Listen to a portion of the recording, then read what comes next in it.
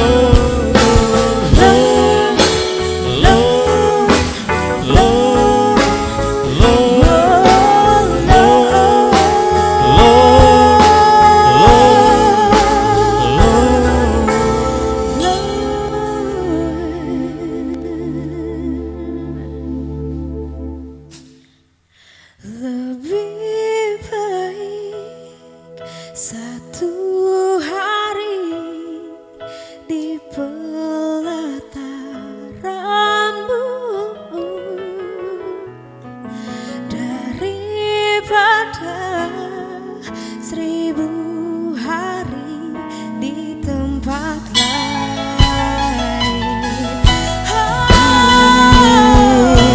Ku memujimu, menyembahmu, Kau Allah yang hidup, Dan menikmati semua kemuliaan-Mu. Lebih baik satu hari di pelataranmu daripada 1000 hari di tempat lain.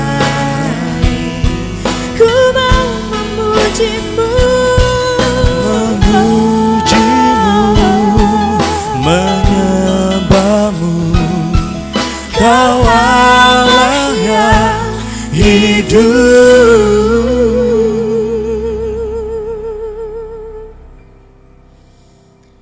Dan menikmati semua kemurahan-Mu, Tuhan.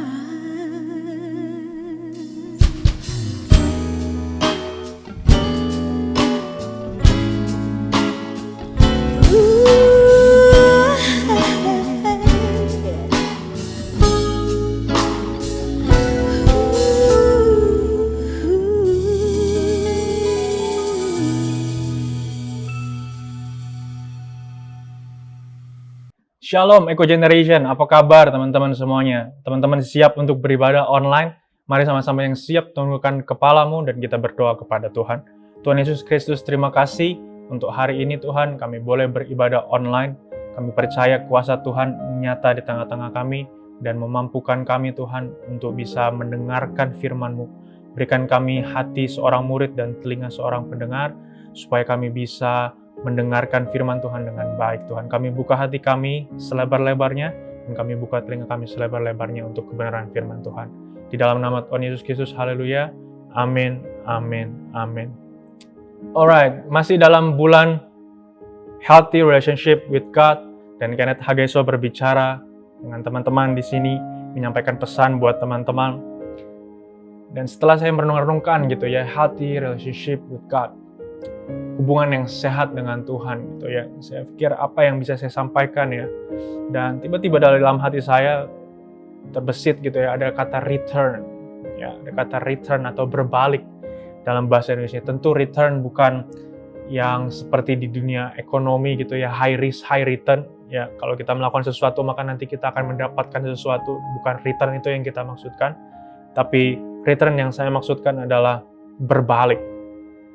Kalau mungkin hari ini kita ada di jalan yang salah, kita berbalik. Kalau mungkin kita hari ini ada di derajat yang salah, kita berbalik 180 derajat ke derajat yang benar. Kalau mungkin hari ini kita dapatkan diri kita memiliki pikiran yang salah, perasaan yang salah, perspektif yang salah, kita berbalik kepada Tuhan. Amin.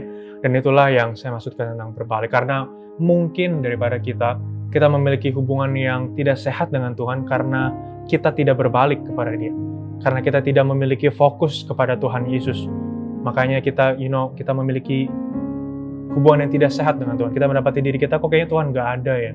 Kok kayaknya Tuhan jauh ya. Kok kayaknya Tuhan, tidak berbicara ya kepadaku. Kok kayak Tuhan nggak ada deh. Kayak Tuhan pergi meninggalkanku dan lain sebagainya macamnya. Tapi satu kata buat kita semua hari ini yaitu, come on, return, berbalik. Arahkan fokusmu kembali kepada Tuhan.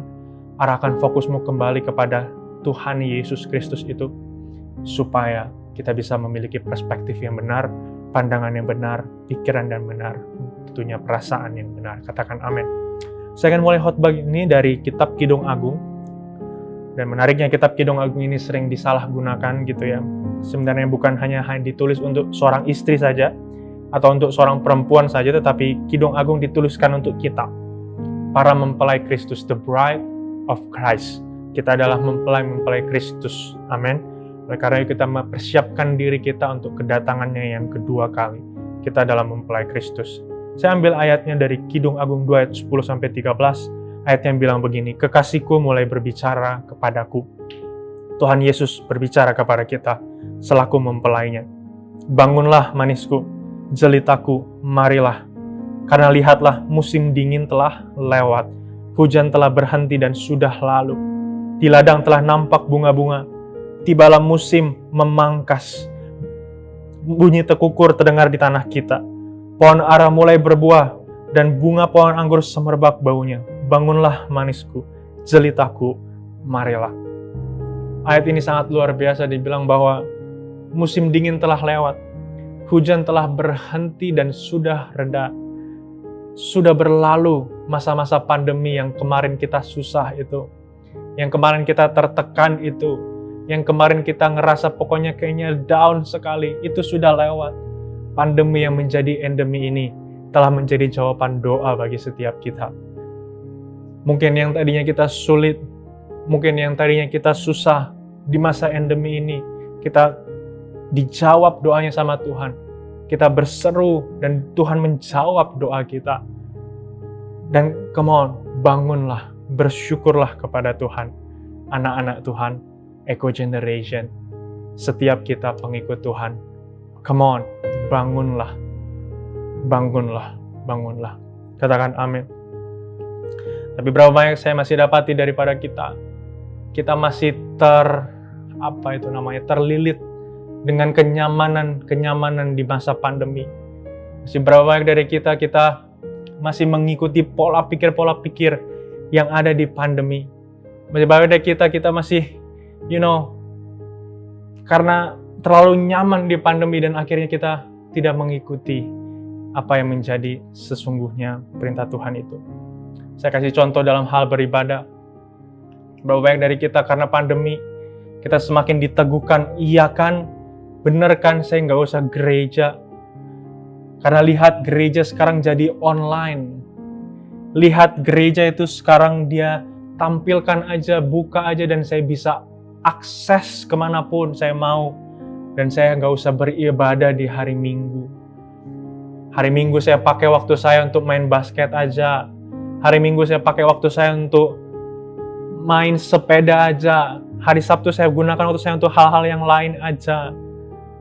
Toh nanti saya bisa ibadah sorenya, ataupun nanti di hari Seninnya, Selasanya, karena masih dibuka sama gereja-gereja. Itu menjadi pembenaran buat kamu. Itu menjadi, sesuatu yang kamu anggap benar.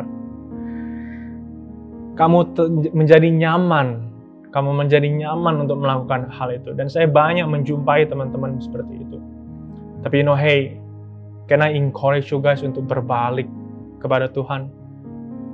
Bolehkah saya encourage teman-teman untuk berbalik? Return. Masa pandemi yang 2-3 tahun ini tidak menentukan siapa kita. Tidak menentukan cara kita. Tidak menentukan kuasa Tuhan yang hebat itu. Lihat flashback dirimu 10 tahun, 20 tahun lalu. Di mana kamu beribadah dengan sungguh kepada Tuhan. Di mana kamu beribadah ke gereja. Di mana kamu beribadah memuji dan menyembah Tuhan bersama dengan teman-teman. Dan tentunya ada khotbah Alkitab juga yang disampaikan. Kamu beribadah dengan cara yang seperti itu. Menurut saya, I'm sorry, I am an old-fashioned guy. Saya orang yang menggunakan cara-cara yang klasik. Menurut saya, there's nothing like in the room. There's nothing like in the room. Tidak ada yang seperti di gereja. Bisa memuji, menyembah Tuhan bersama dengan teman-teman. Ketemu dengan teman-teman, fellowship bersama dengan mereka, ngobrol-ngobrol bersama dengan mereka. There's nothing like in the room. Bahwa baik dari kita terlalu nyaman dengan 2-3 tahun ini. Kita memiliki kebiasaan, udahlah dari rumah aja beribadahnya.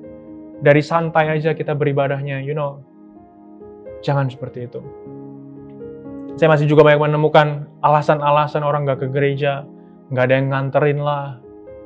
Ya, terus, saya gak ada waktu lah. Saya bangun kesiangan, gerejanya terlalu pagi, jam 10. Hey, return, berbalik. Ini adalah waktunya di mana kita berbalik. Dikatakan musim hujan telah reda. Musim dingin telah lewat. Come on, berbalik. Buah-buah, pohon-pohon telah berbuah. Come on, berbalik kepada Tuhan. Bangunlah, berbaliklah kepada Tuhan. Mazmur 22 ayat 28 sampai 32 bilang kayak gini. Segala ujung bumi akan mengingatnya dan berbalik kepada Tuhan. Dan segala kaum dari bangsa-bangsa akan sujud menyembah di hadapannya. Sebab Tuhanlah yang empunya kerajaan. Dialah yang memerintah atas bangsa-bangsa. Ia kepadanya akan sujud menyembah semua orang sombong di bumi. Di hadapannya akan berlutut semua orang yang turun ke dalam debu. Dan orang yang tidak dapat menyambung hidup. Anak-anak cucu akan beribadah kepadanya. Dan akan menceritakan tentang Tuhan kepada angkatan yang akan datang. Mereka akan memberitakan keadilannya kepada bangsa yang akan lahir nanti. Sebab ia telah melakukannya. Mazmur 22 ini ditulis oleh Raja Daud sendiri. Mazmur 22 ini menceritakan bagaimana Raja Daud sedang mengalami kesusahan sebenarnya.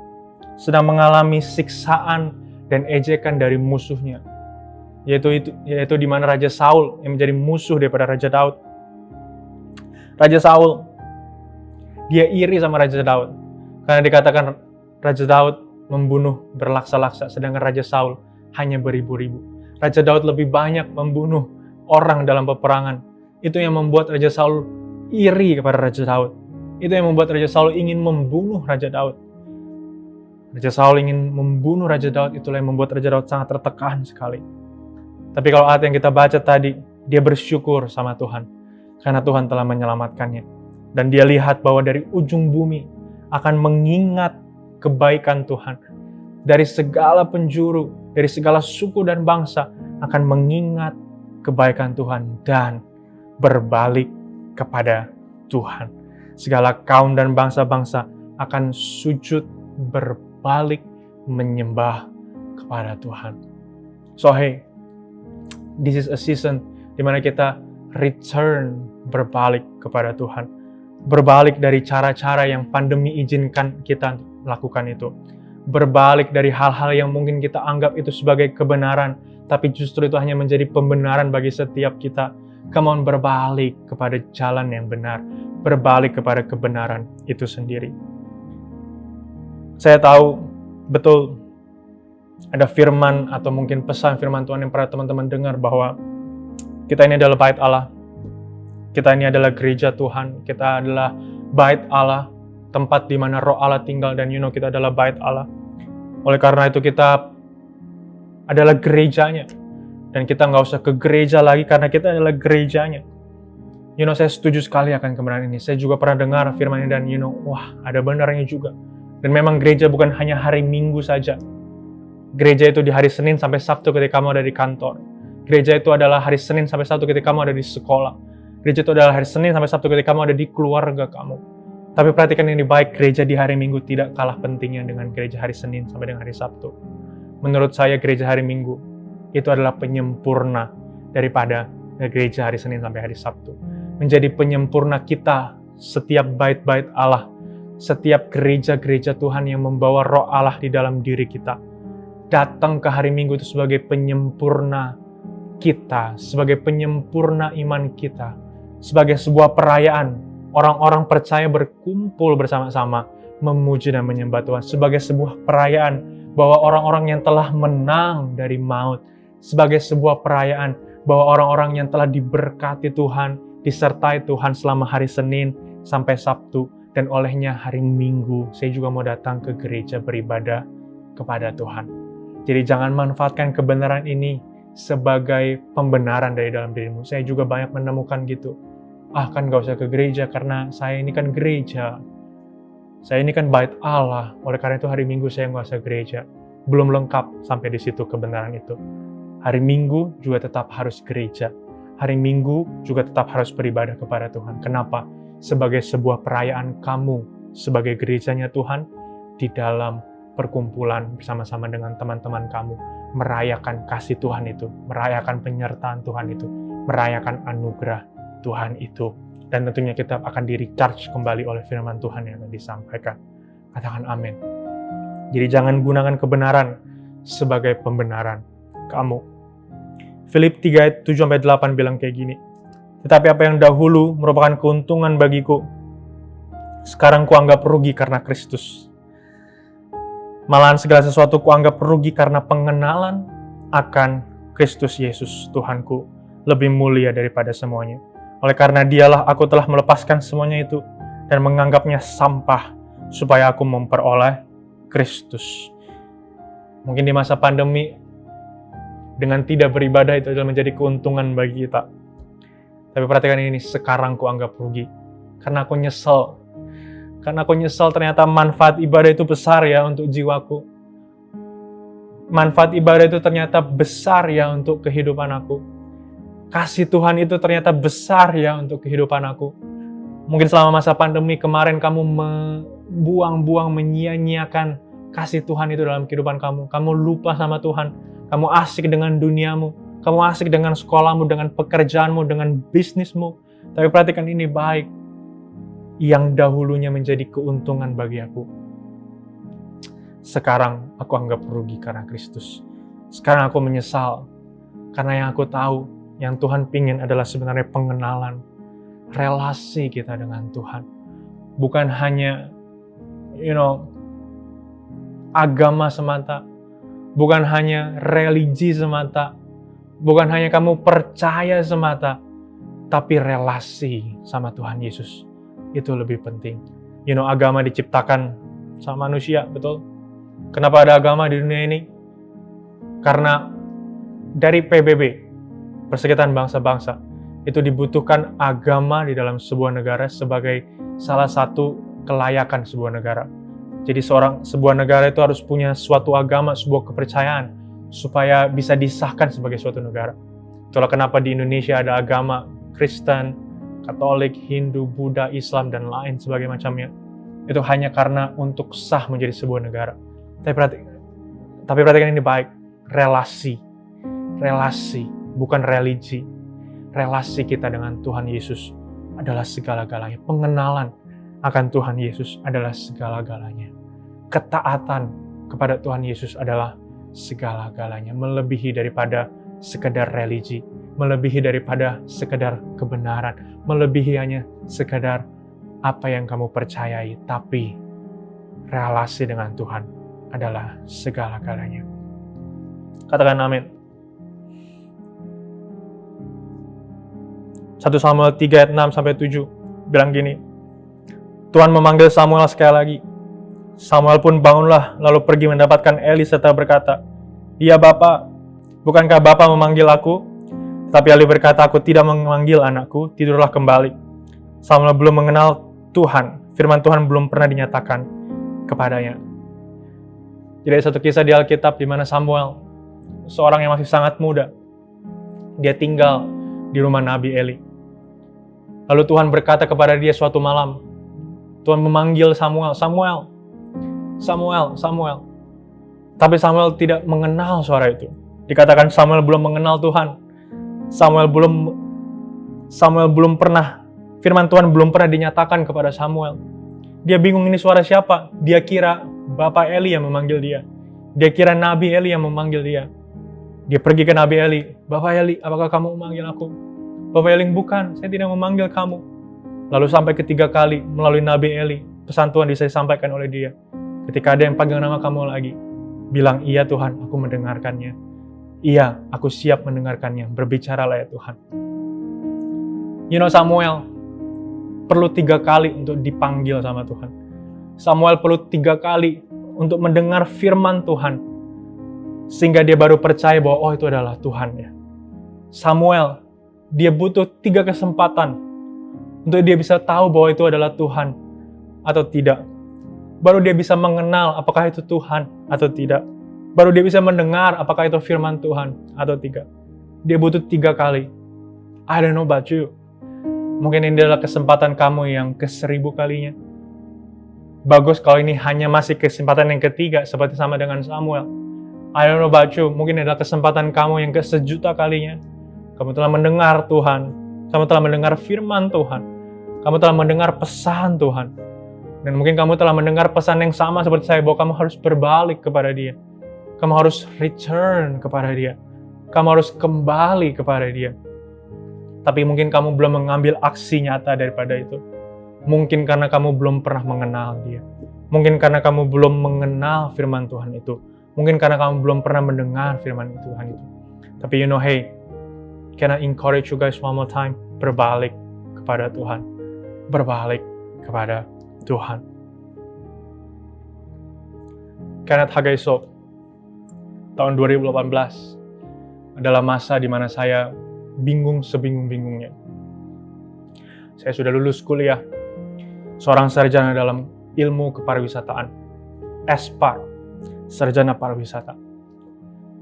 Saya mencoba melamar kerja ke sana kemari. Melamar kerja dengan koneksi papa saya, dengan koneksi saya, teman-teman saya yang sudah lebih dulu bekerja. Saya cari cara untuk bisa bekerja di dunia pariwisata. lamar sana, lamar sini, lamar kanan, lamar kiri, lamar gini, lamar gitu. Ditolak. Tidak ada yang menerima saya. Tidak ada yang memanggil saya untuk interview. Saya juga tidak tahu kenapa. Apakah saya kurang, apakah saya bagaimana. Tidak ada yang menerima saya. Tidak ada yang memanggil saya interview. Akhirnya singkat cerita, saya memutuskan diri saya untuk bisa sekolah Alkitab. Saya datang ke papa saya, Pak, I feel like in the dead end. Kayaknya Tuhan gak membuka jalan saya deh untuk bisa berkecimpung di dunia pariwisata.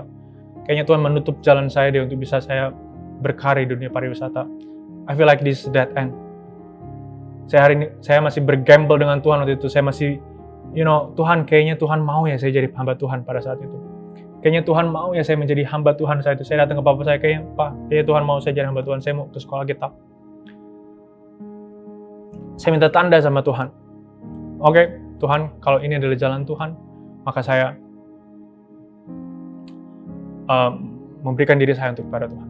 Kalau saya urus semua visa, urus semua hal-hal yang diperlukan, urus semua surat-surat yang diperlukan, itu bisa saya mendapatkan sebuah visa gitu ya, dan eligible sebagai seorang student di Australia. Saya kumpulkan semua surat-surat yang saya perlukan. Dan Selasa malam saya ingat, saya upload semua file, semua keperluan yang saya perlukan, dokumen-dokumen yang saya perlukan. Saya upload Selasa malam. Jumat malam, hanya 3 hari. 3 hari. Jumat malam, visa saya keluar dan saya eligible sebagai seorang student di Australia. Saat itu saya bingung sekali karena berarti benar, jangan-jangan apa yang saya lakukan sekarang itu adalah jalan Tuhan dari dulu. Apa yang saya lakukan sekarang yaitu menyampaikan pesan firman Tuhan, jangan-jangan itu yang Tuhan mau saya dulu. Ketika saya sedang kuliah pariwisata, ketika saya sedang di SMA, ketika saya sedang di SMP, mungkin ketika saya sedang menjalani proses-proses yang dead end itu, ketika saya bisa menjalani proses-proses yang bingung itu, ternyata Tuhan sudah menunjukkan jalannya ternyata kepada saya. Tapi saya tidak sadar itu. Saya tidak ngeh kalau itu adalah janji Tuhan. Berapa banyak dari kita sama seperti saya. Seringkali Tuhan telah menunjukkan jalannya kepada kita. Seringkali Tuhan telah menyatakan kuasanya kepada kita. Seringkali Tuhan telah menyatakan kebaikannya kepada kita. Tetapi kita yang merasakan dead end. Kita yang merasakan, kayaknya itu bukan Tuhan deh. Kayaknya Tuhan gak ada deh. Kayaknya Tuhan gak menolong saya deh. Kayaknya Tuhan gak memberkati saya deh. Padahal Dia memberkati kita. Padahal Dia menolong kita. Padahal Dia selalu ada bersama-sama dengan kita.